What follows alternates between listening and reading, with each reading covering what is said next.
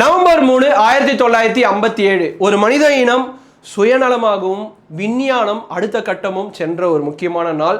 ஏன் நான் இப்படி குறிப்பிட்டு சொல்கிறேன் அப்படின்னு பார்த்தீங்கன்னா, ஒரு மாஸ்கோ, சோவியத் யூனியனில் மாஸ்கோ அப்படின்ற ஒரு நகரத்தில் சும்மா சுற்றிட்டு இருந்த ஒரு தெருநாயை இந்த கிரகத்தை விட்டு வேற கிரகம், அதாவது விண்வெளியில் போனால் எப்படி இருக்கும், அதாவது மனித குலம் அல்லாத வேற லிவிங் திங்ஸ் இல்லை வேற லிவிங் ஆர்கானிசம்ஸ்லாம் எப்படி வாழும் அப்படின்னு சொல்லி ஒரு பர்டிகுலர் சேட்டலைட்ல வச்சு அனுப்புன நாள் தான் இன்னைக்கு.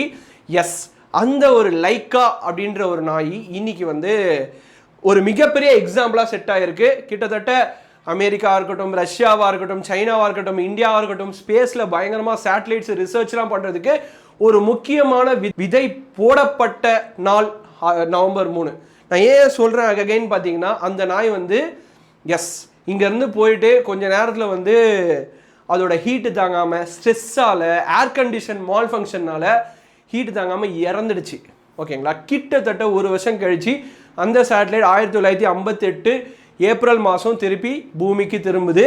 இந்த ஒரு particular November 3 1957 Soviet union test பண்ண இந்த ஸ்புட்னிக் 2 அப்படின்ற ஒரு சேட்டலைட் இப்போ ஒரு மிகப்பெரிய எவல்யூஷன் இன் ஸ்பேஸ் ஆர்கனைசேஷன் அப்படின்னு கூட சொல்லலாம். ஸோ இந்த மாதிரியான டெய்லி அப்டேட்ஸை தெரிஞ்சுக்கணும்னு பார்த்தீங்கன்னா மறக்காம கார்த்திக் ரவிச்சந்திரன் சேனலை சப்ஸ்கிரைப் பண்ணி வச்சுக்கோங்க.